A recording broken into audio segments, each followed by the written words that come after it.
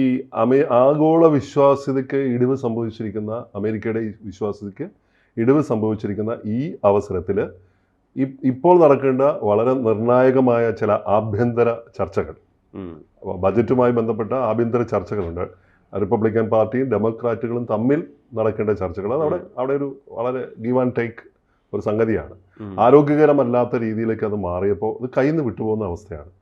US എന്ന് പറയുന്ന ഒരു രാജ്യത്തിൻ്റെ ആഭ്യന്തര കാര്യങ്ങൾ വരെ കയ്യിൽ നിന്ന് വിട്ടുപോകുന്നു. വിജയ് ഇപ്പോൾ സൂചിപ്പിച്ചതുപോലെ ഏറ്റവും പുതിയ റിപ്പോർട്ടുകൾ 5000-ഓളം പേരാണ് ജോലിയിൽ നിന്നും മാറി നിൽക്കുന്നത്. അവർ അവധിയെടുത്ത് പോയിരിക്കുക. അപ്പോൾ അവരെ പിരിച്ചുവിടുന്നതാണ്, 5000 പേരെയും പിരിച്ചുവിടുന്നതാണ് ട്രംപ് ഭീഷണി മുഴക്കിയിരിക്കുന്നത്. നമ്മുടെ നാട്ടിലൊക്കെ സംഭവിക്കുന്ന പോലെ ഡയസ്നോൺ, ഇപ്പോൾ ചെന്നൈയിലെ ജയലളിത സർക്കാർ ഭരിക്കുന്ന സമയത്ത് ഇങ്ങനെ ഡയസ്നോൺ പ്രഖ്യാപിച്ചിട്ട് അവരെ ഭീഷണിപ്പെടുത്തി, അവരെ പേടിപ്പിച്ചാണ് സർക്കാർ ഉദ്യോഗസ്ഥർ തിരിച്ചു വന്നത്.